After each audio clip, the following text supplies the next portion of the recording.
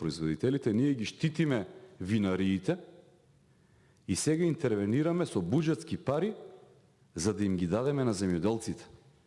Земјоделците имаат право да бидат исплатени според цената која што е конкретно за лозарите, според цената која што одредува Институтот за лозарство, која што кажува дека е 15 денари по килограм, оптимална цена или минимална, не знам како се водате, 15 денари. И сега што правиме ние? Ние ги заштитуваме овие локомотиви, што вика Заев, дека олигарсите така не смееле да пропаднат. Ние нив ги заштитуваме, не смееме да им наложиме да си го платат виното по реална цена, ама затоа па ајде од држава ќе земеме пари и ќе им ги даеме на земјоделците. Земјоделците мораат да ги добијат тие пари. Проблем е начинот.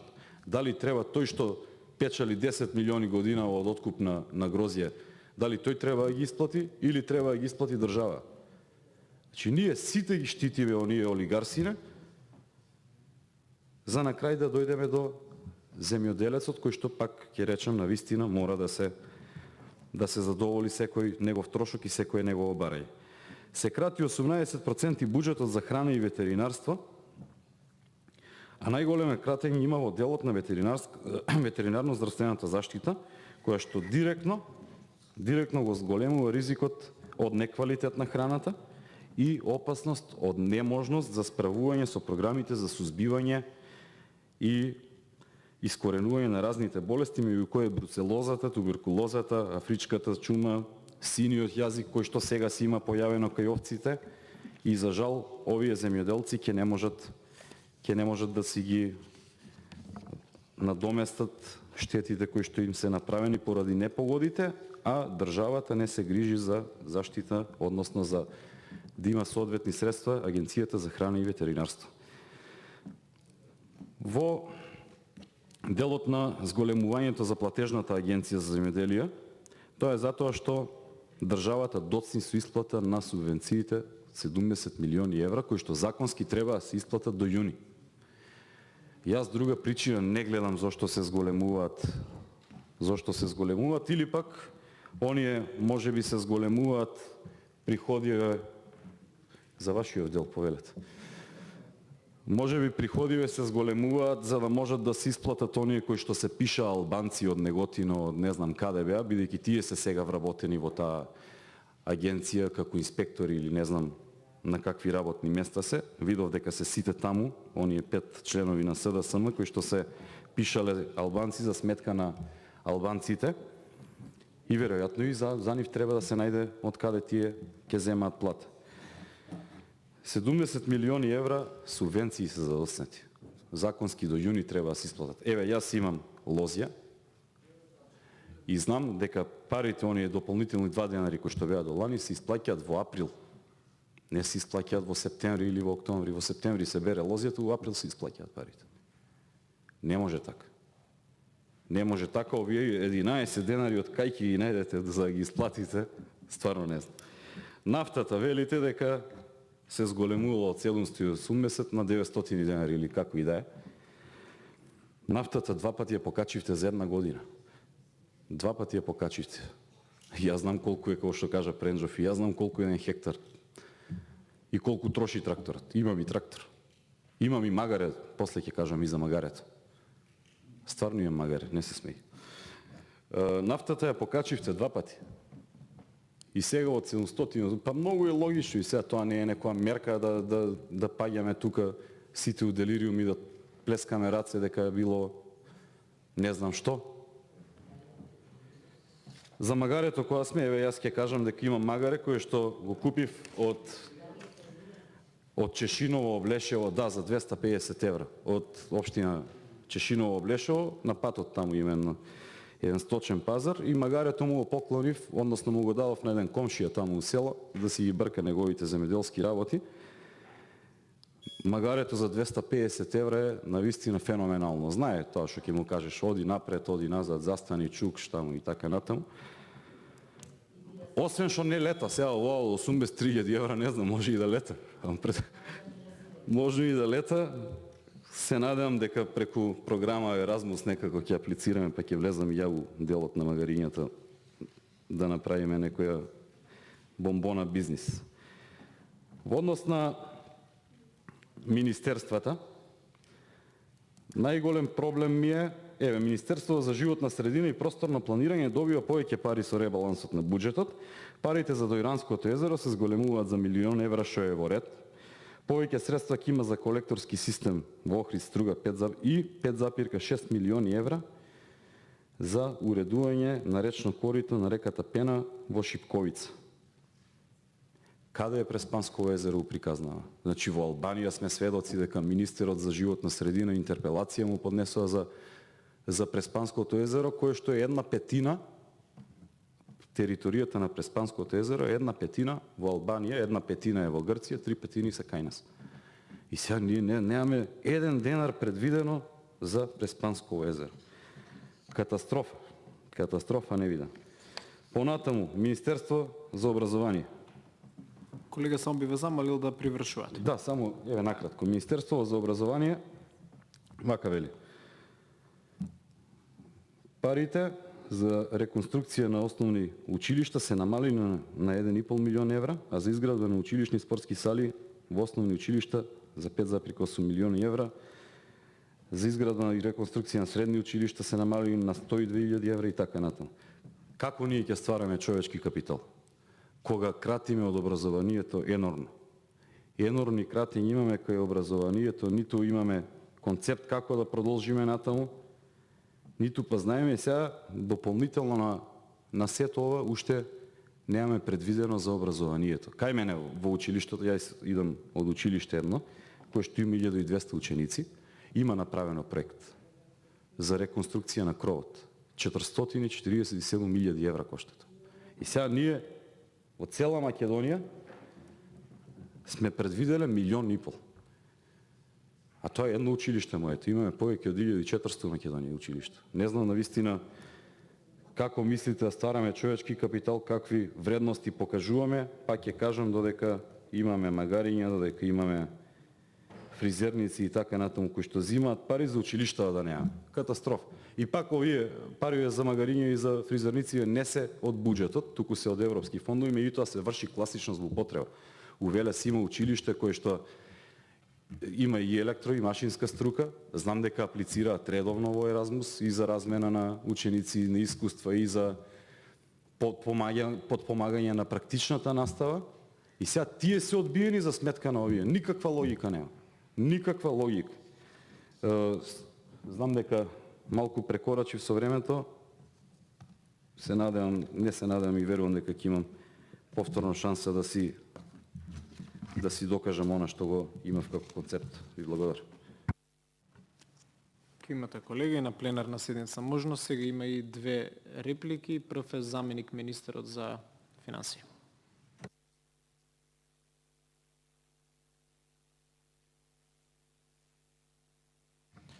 Благодарам, председателе. Јас ја користам оваа можност во форма на реплика да се обратам, бидејќи тоа е единствениот начин да се обратам, така да пратеникот нека не е реплика кон конкретниот пратеник, туку одговор на неколку прашања кои што се поставија во текот на целата расправа. Јас немав можност да појаснам пред пратениците, меѓутоа и пред јавноста која што ја следи оваа седница на Комисијата за финансирање и буџет директно.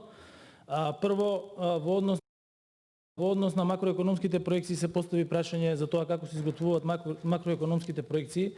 Јас само сакам да потенцирам дека сите макроекономски проекции кои што се работат во нашата држава се работат од страна на исклучително стручни колеги во Народна банка, во Министерство за финансии и во статистика. Значи не е една влада која што прави макроекономски проекции, туку тоа се професионалци кои што имаат 20 и повеќе години работно искуство. Што се однесува до самите проекции, доколку ги погледнете проекциите кои што ги даваат Меѓународниот монетарен фонд, Светска банка, Европската банка за обнова и развој и така натаму, ја ги имам пред мене, вие ги имате сигурно пред вас. Тие меѓу себе се разликуваат бидејќи се работи за макроекономски модели математички кои што врз основа на неагрегирани и агрегирани податоци за перформансите на одредена држава ги даваат финалните аутпути и со оглед на непредвидливоста на кризата гледате дека сите даваат почести прогнози со оглед на тоа што не можат да ги предвидат со 100% точност нагорните и надолните трендови во однос на влијанието врз макроекономските перформанси на сите држави.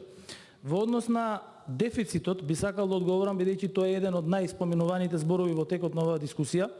Јас ги имам пред мене историските податоци за дефицитите во Република Северна Македонија и тоа ги имам од 2005 година.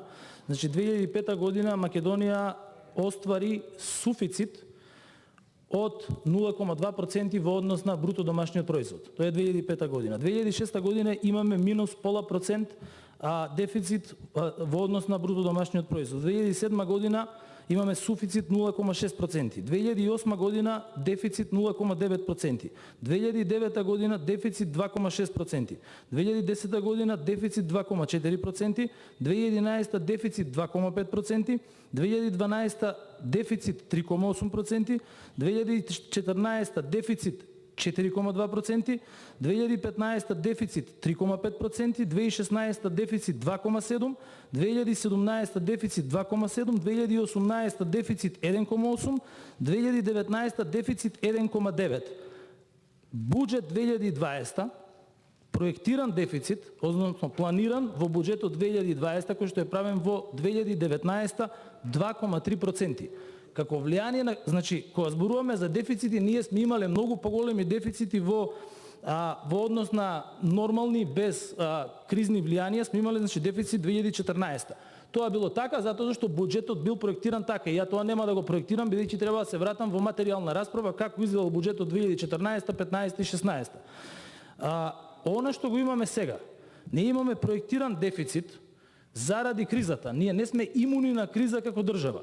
И мора да влијаеме врз агрегатната побарувачка, за да може да го задржиме нивото на економската активност во државата. Тоа се прави преку поттикнување на приватната потрошувачка и преку поттикнување на јавната потрошувачка и преку поттикнување на инвестициите. Во време на криза, кога и странските инвеститори се соочуваат со намалени побарувачки на нивните пазари, на глобалните пазари, една од налатките која што ја премеруваат сите влади е зголемување на приватната потрошувачка преку зголемување на јавните издатоци, односно преку субвенции, преку мерки за поддршка на стопанство и на граѓаните.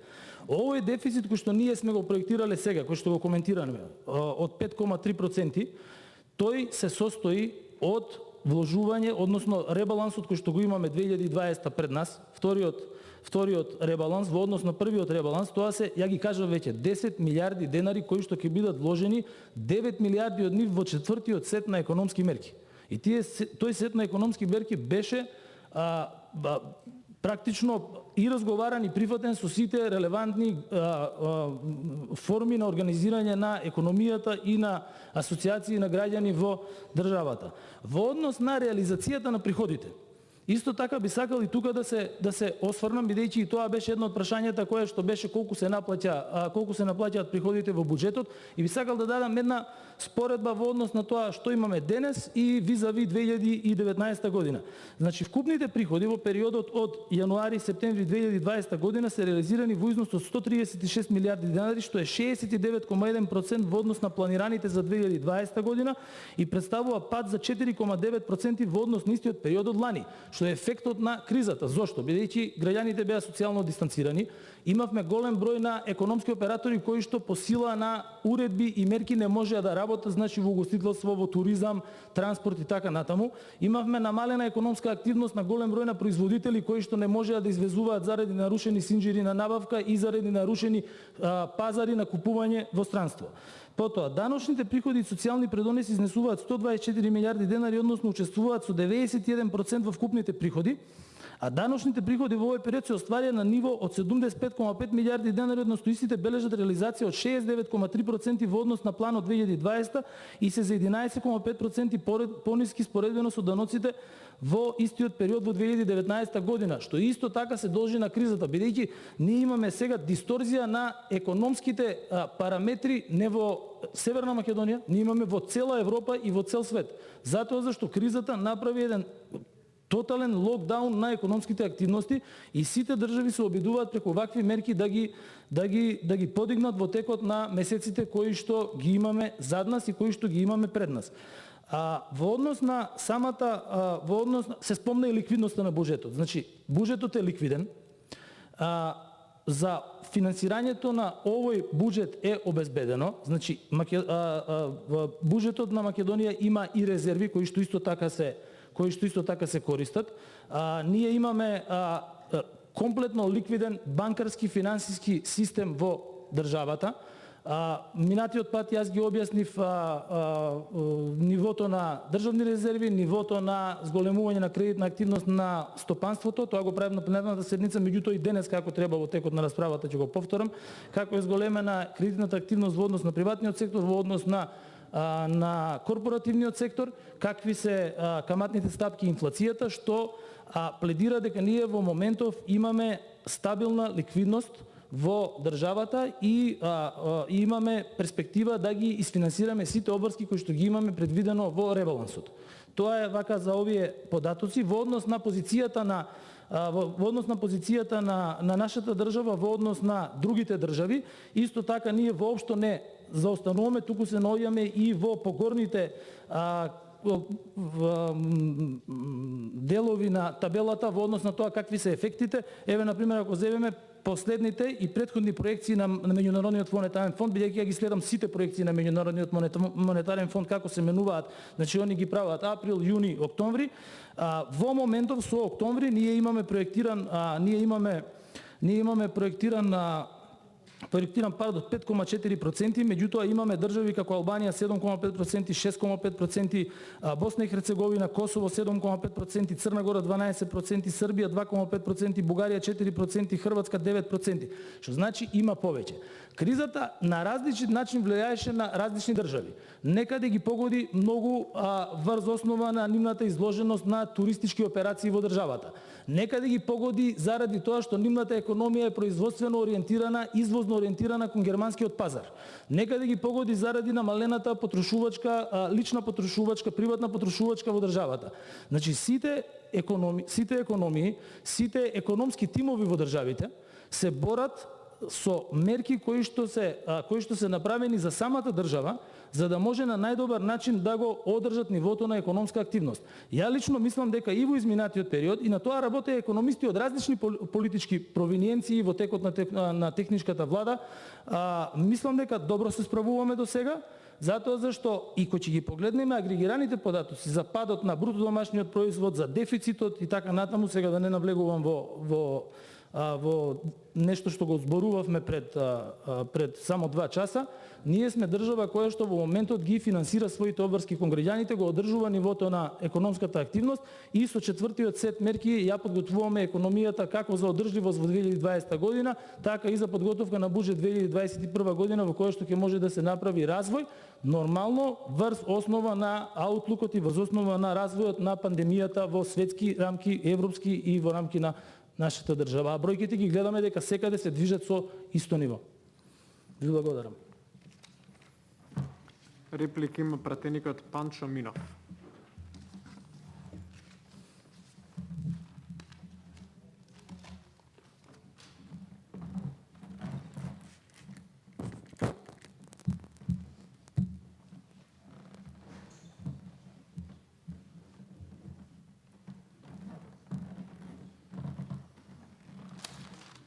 Колега Здравковски од Велес, ама не си тука? Тук си. Прво ми е многу мило што ми дадовте можност да ви реплицирам на вашата во дискусијата заинтересираност за земјоделието, конкретно за лозарството.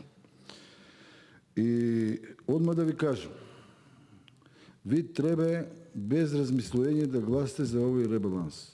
Иш да не мислите. Зошто?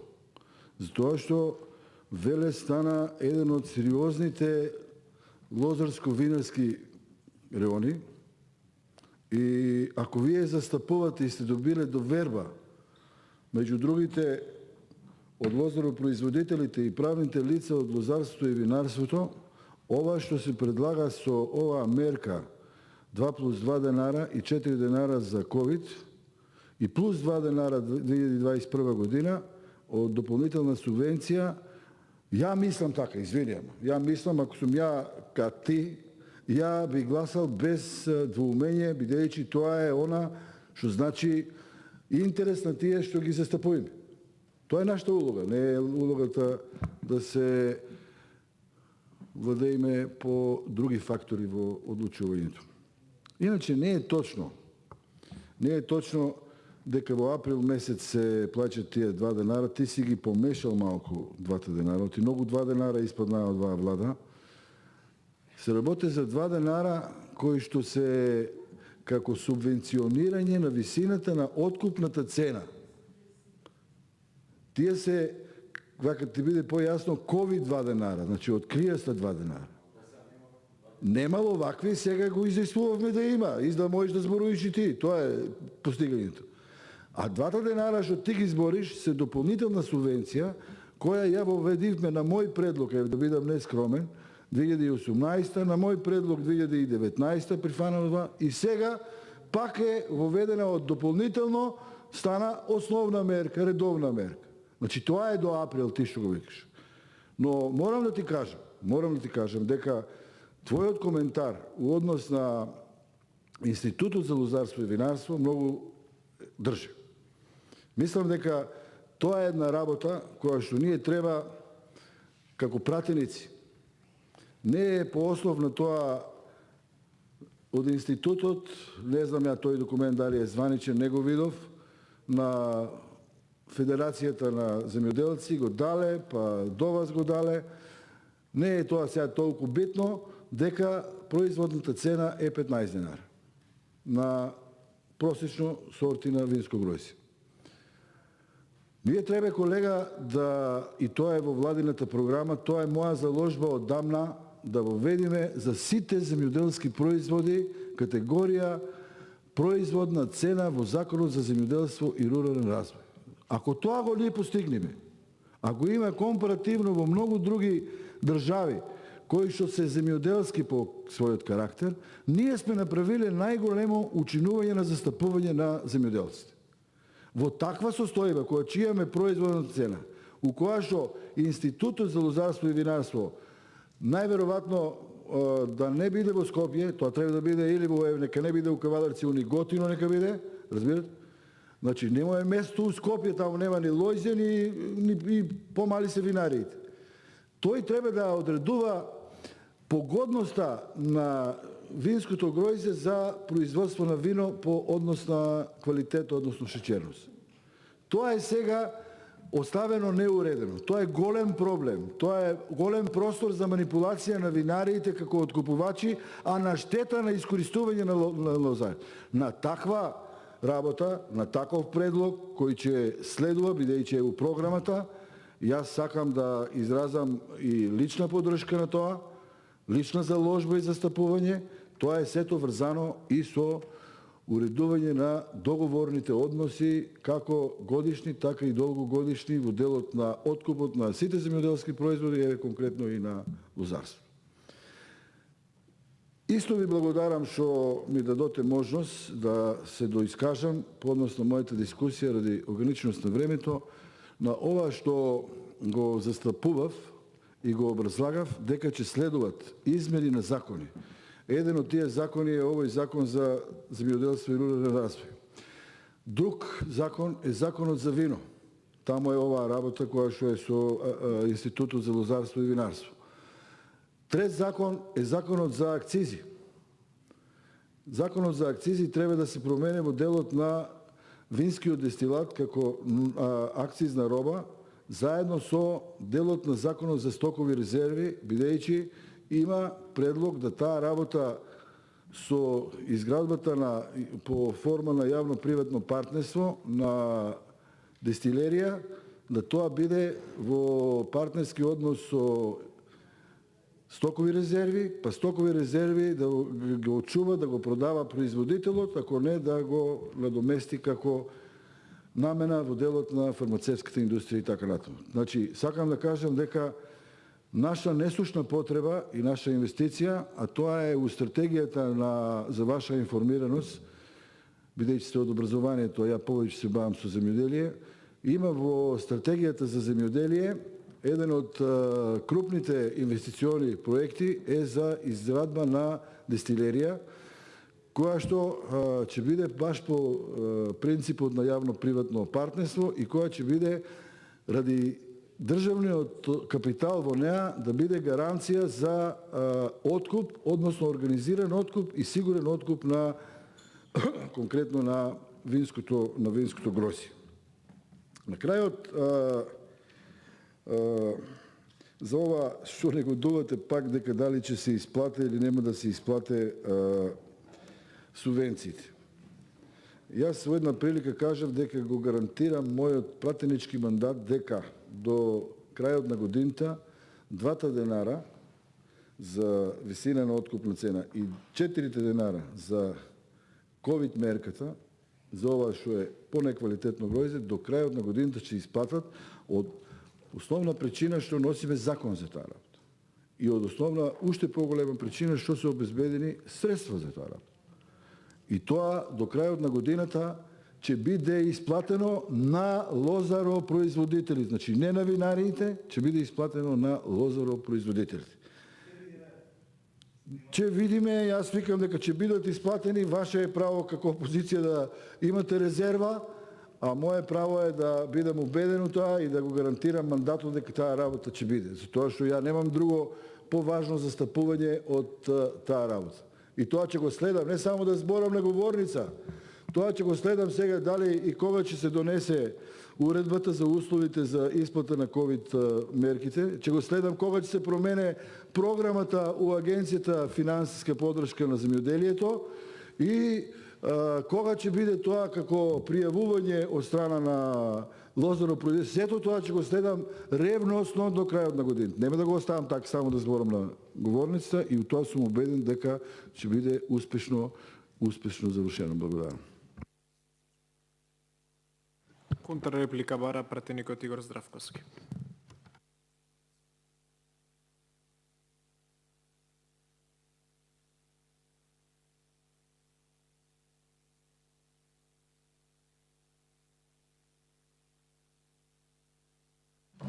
Колега Панчо, благодарам за репликата.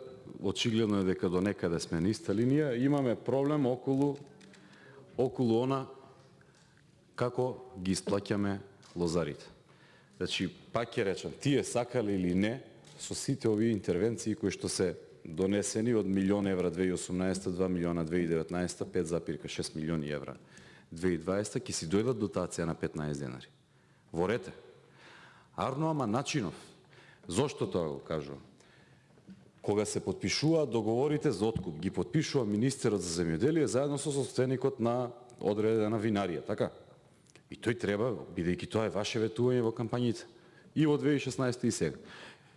Беше ветено дека до април месец ќе има одредено откупна цена.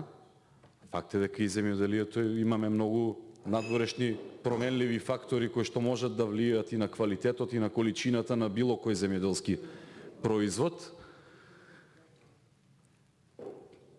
Меѓутоа, пак ќе речам, обврската на овие винарии кои што се обврзуваат да имаат цена која што ќе биде нормална, бидејќи оваа сега е ненормална, се обврзуваат со договорите со министерот за земјоделие. Кажувавте дека тие унапред ќе се знаат. Викавте дека до март-април секоја година ќе има истакнато цени, па понатаму ќе се прават интервенции. Зошто го зборувам ова? Ова го зборувам дека наместо овие сега 5,6 милиони евра ние да ги земаме од државниот буџет и да ги делиме кај земјоделците, тие пари требало да ги дадат винариите. Па овие 5,6 да ги пренамениме онаму каде што сите не боли за образованието.